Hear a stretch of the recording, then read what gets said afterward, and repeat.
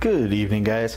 So I wanted to do a video. A buddy of mine's looking for a new gun for self-defense for his home, for home protection, and I told him, I started typing out a bunch of different stuff to talk to him about, and I realized, I'm sure this is a question that probably other people are going to ask on occasion, and let me just throw a video together, put it out there, and you guys can consume it if you choose, or ignore it if you don't. But this is just another data point in your search for a home defense pistol. So some of the things, so what you have here in front of you are a representation of the kinds of guns that I would recommend to anyone. The only gun that I don't have here, and that's a personal bias that I have, is the Glock. I'm not a Glock fan. I have my reasons, which I'll cover in this video, but I have held Glocks, but they just don't fit for my hand, and therefore I don't recommend them to people. But I do recommend people go and try them and go and look at them and make that determination for themselves. So certain characteristics that are pretty universal across the board for anybody who's looking for a home defense pistol. And to me, if you're looking for just a general purpose all around home defense pistol that you're gonna have, that your wife may have to put into use in your absence, I would always recommend for that scenario a full-size pistol, and preferably 9mm, but there's 40s out there, it's prevalent. But the main characteristic that I would steer people towards would be a full-size pistol. When we start talking about the different characteristics in a full-size home defense pistol, you get into a lot of different variations, and as you see on the screen here, there's several different representations of those variations. So I'll just start top left here. This is the Taurus PT92. This is the full size. This is the M9 copy. This is a alloy frame, full size, decocker with exposed hammer. And by the way, all of these guns are empty. So it's a full size alloy frame with a decocker. It's got the exposed hammer. It's double action, single action. So you can pull the hammer back, pulls the trigger to the rear, so you can get a good two-handed thumbs forward grip and not have any problems. So it's a weighted pistol. This is a pistol that has quite a bit of weight to it. So when you shoot this, it's gonna feel like a smaller caliber than it really is. Next here we have the Smith & Wesson. This is the M&P 9mm. This is the full size. And I'm not going to go into too many of the specs. This is more of just an overview, kind of a philosophy of home defense type pistols. Comprehensive review, just let me know and I'd be happy to do that. But anyway, so this is a full-size Smith & Wesson. This is the M&P. This is a striker fired pistol. There's no external safeties. They do have a version that does have an external safety on it, and this is not it. I picked this up in the secondhand market, and it came with night sights. So you can see here it has, I believe they're Trijicon. Yeah, Trijicon night sights. So this is a great pistol. It feels really good. It has what's called a bore axis here that's really low, and so what that does is when you push that pistol out, right, so you're pushing it out, it sits really low in your hand, and that's called your bore axis. So the bore of the pistol runs right along here, and it becomes, the lower the bore, the closer to your fingers, the more of an extension of your hand it becomes.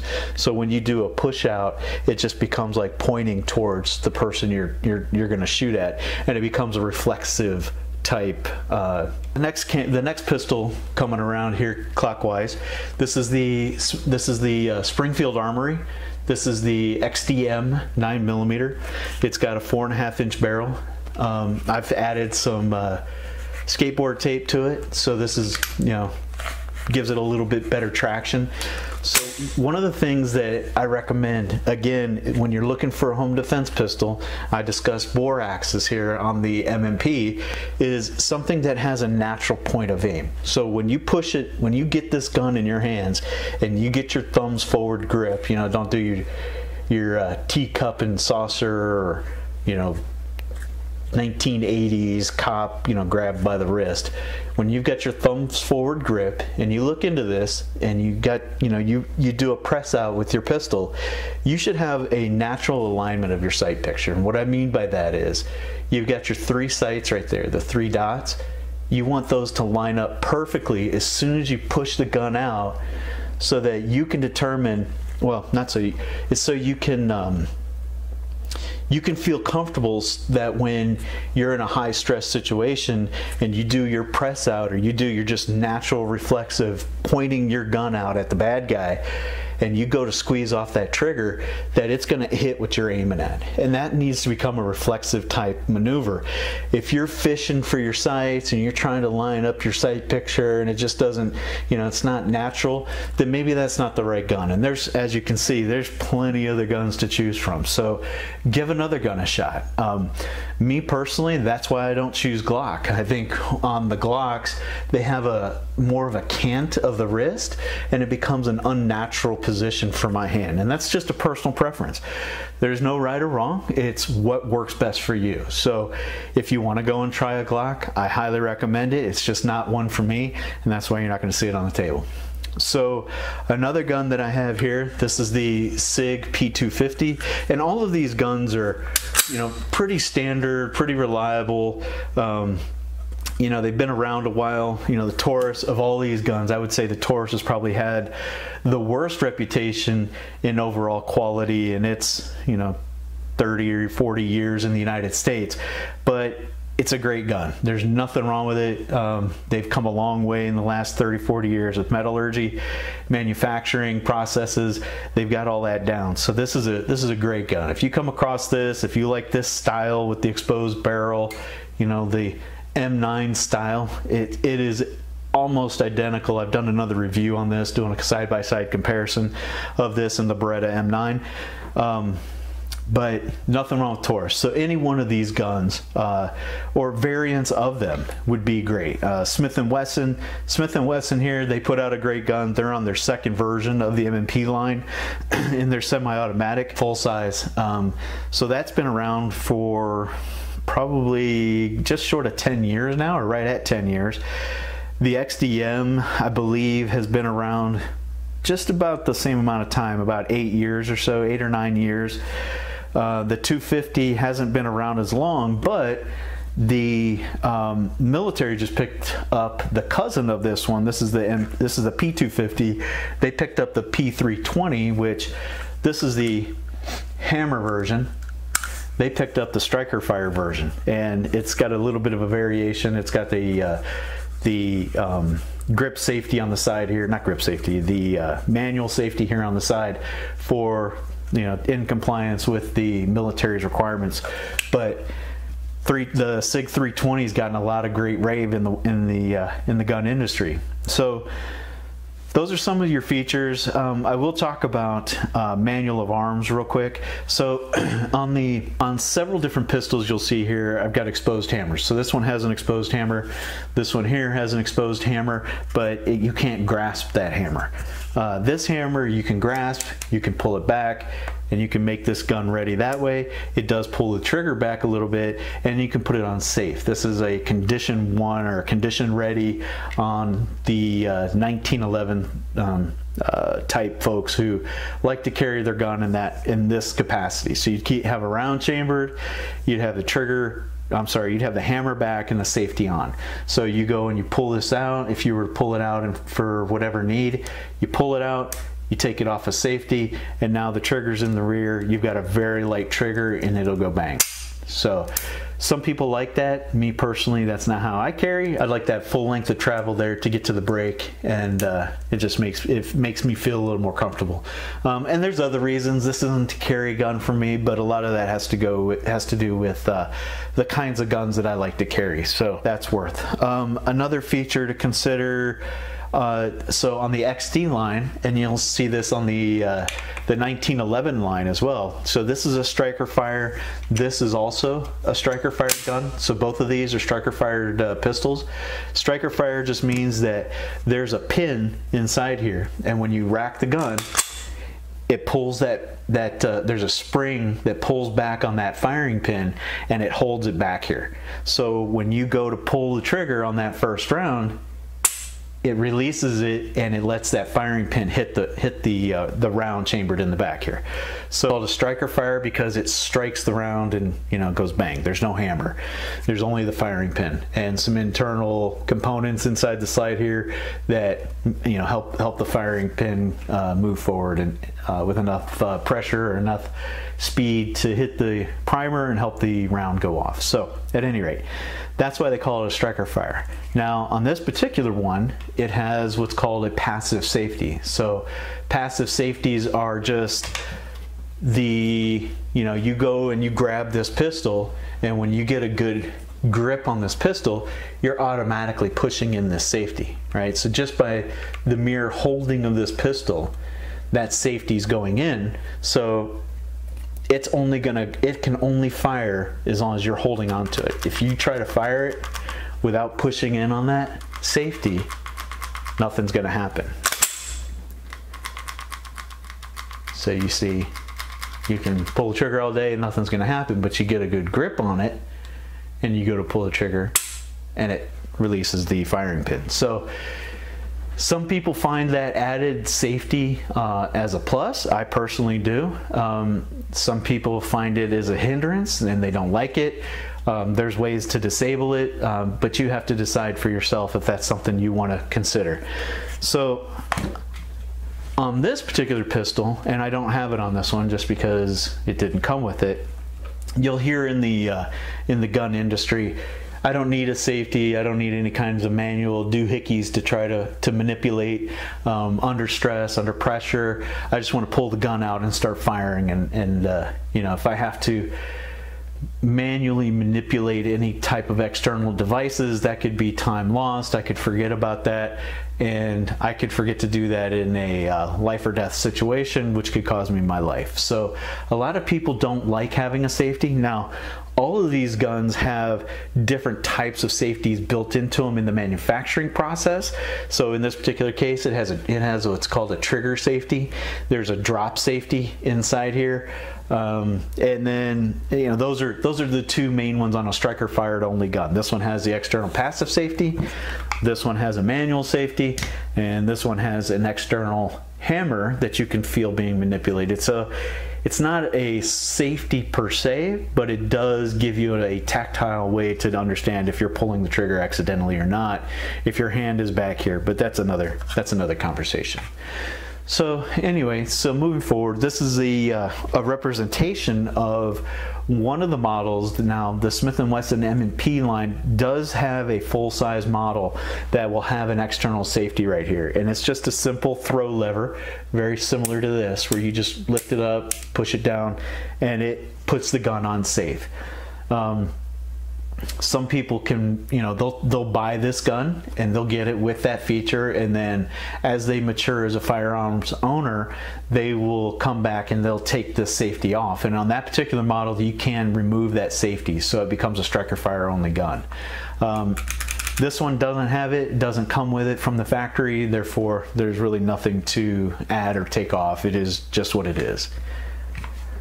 And again, this one doesn't have a safety. It's a hammer fired, so it's very similar to the striker fire in the sense that there's a firing pin inside here. The only difference is when you pull this back, there's a little piece down inside there. You can see it there. There's that's the back end of the firing pin. So instead of relying on a spring only, there is this external mechanism. As you go to pull the trigger back, the hammer moves to the rear and it strikes that pin, which then transfers through to the round, which fires it and cycles the pistol. So this is another type of gun. Now again, these are, you know, great gun. Sig Sauer puts out a fantastic pistol. XDM puts out a fantastic pistol. Smith & Wesson puts out a fantastic pistol. Taurus has some hits or misses.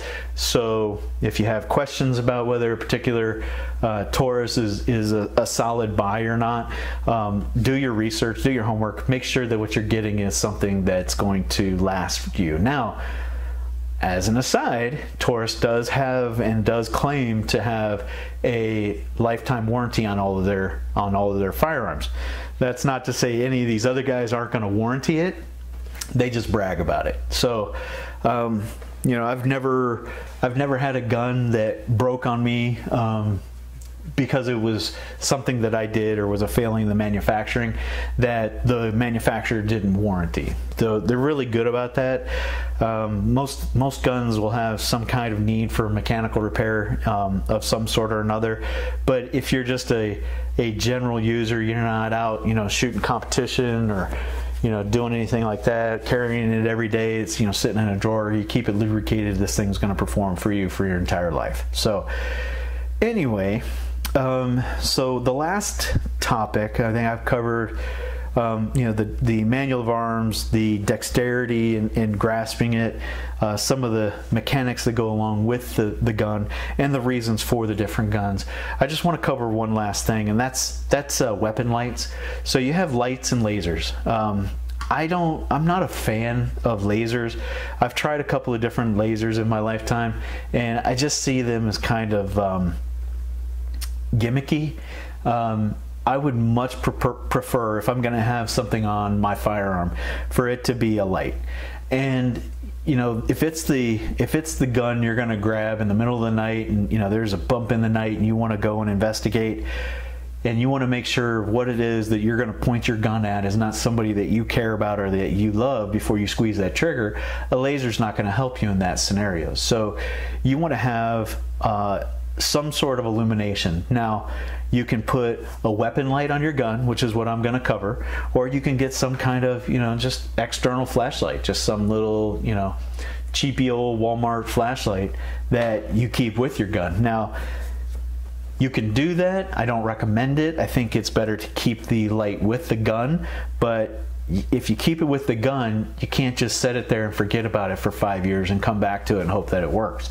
That's something you have to check, and you have to check it periodically. They have batteries in them, batteries go bad, they wear out, you accidentally leave it on, etc., etc. You go to grab your pistol and there's no light, there's no illumination, and that's a very problematic scenario for you if you're going to grab this pistol in a life or death situation and you can't illuminate what it is you're about to point your gun at. So I recommend weapon lights that stay with the weapon, and you check them on a, you know, periodic basis, every couple of months or so. Just press the button, make sure they're working.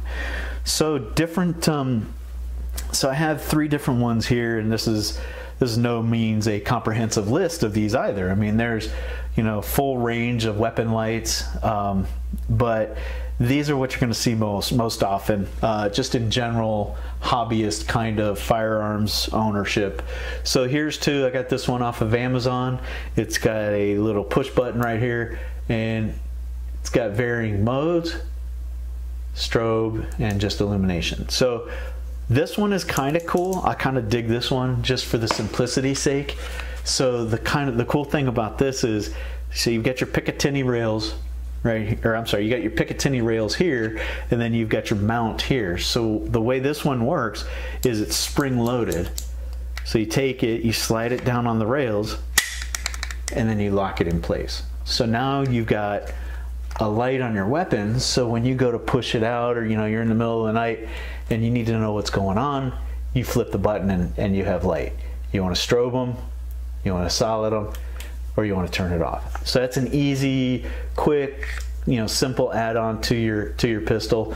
Now the next one, this one is a Cinvatron Go2. Now it does come with a little rubber deal here that fell off a long time ago. I don't plan on taking this out into the elements. This has stayed in the house its entire lifetime, so I don't have a problem with it working.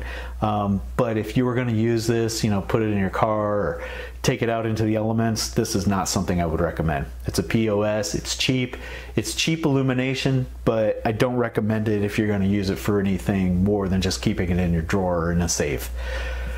Secondly, this one here, you'll see this is a, you know, the Walmart special. This one here is a ProTech.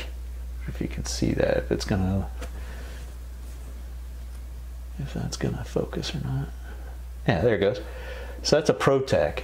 Now, the operation for this one, this screws in, right? So you stick it on your weapon.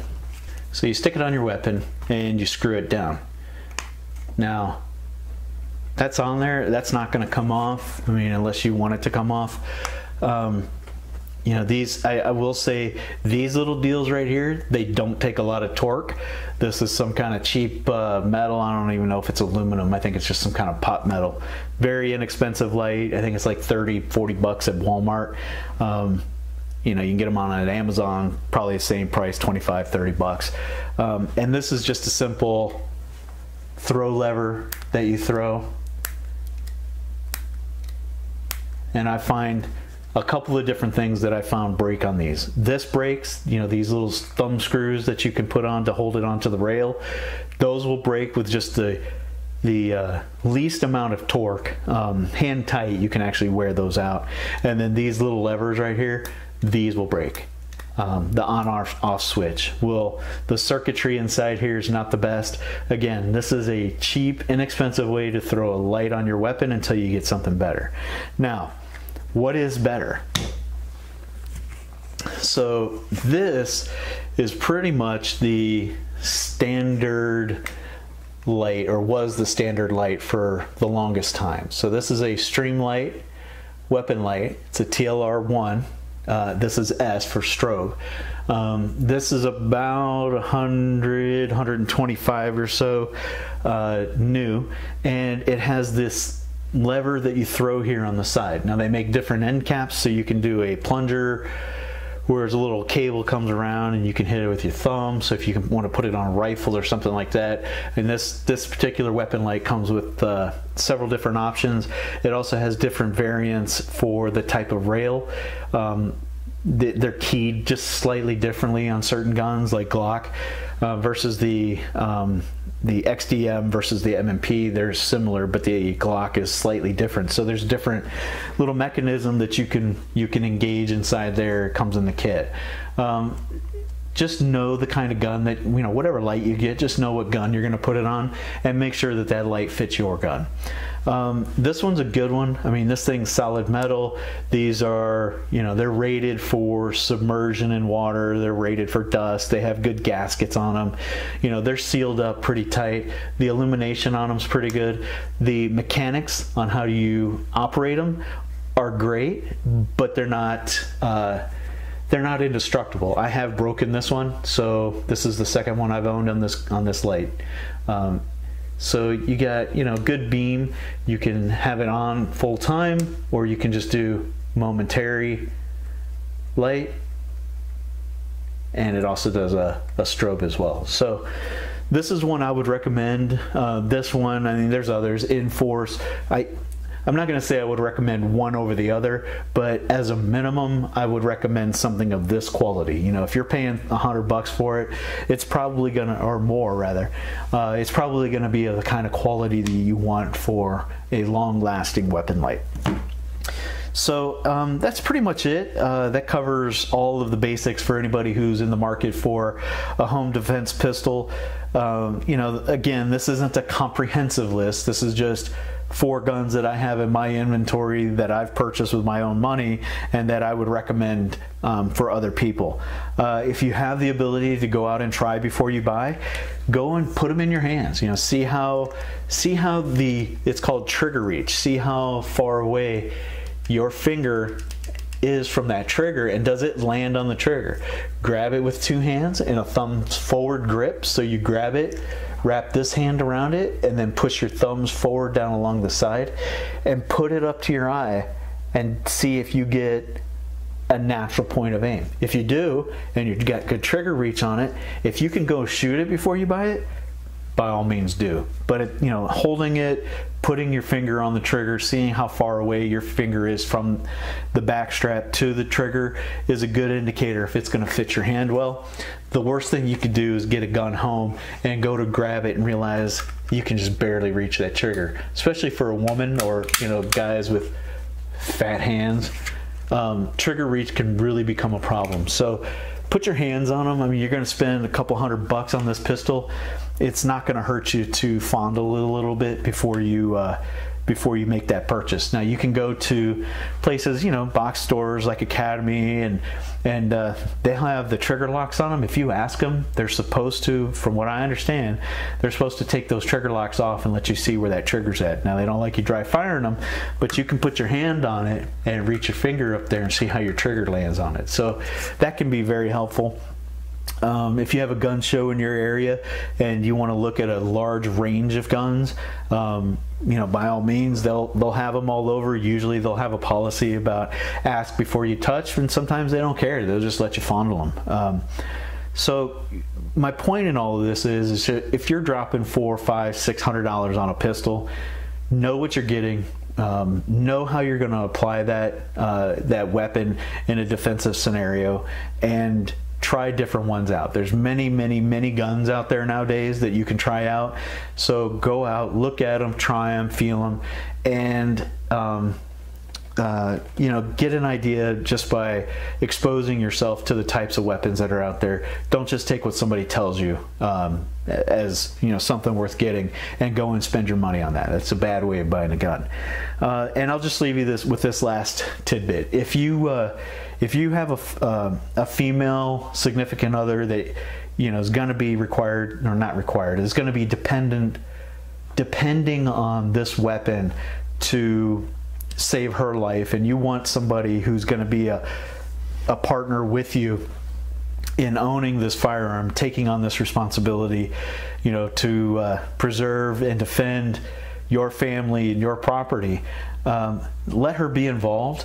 But the worst thing you could do for a woman is go out and buy her a gun that's her gun, that's pink, and it's really small, and it's got a great big caliber on it. Let her shoot what you're shooting. Let her feel a high-end caliber. If you want to go with a smaller gun, take the caliber down as well. If you like this video, give it a thumbs up. If you think this video can help someone else, you know, share it with your friends. If you haven't subscribed yet, please do. That encourages me to continue to make these videos. And if you have any questions, or you have any comments, or you want to clarify something I said because I boogered it all up, throw those comments in the comment section below, and I will definitely respond if it's requiring a response. So with that, have a great day, and I'll see you next time.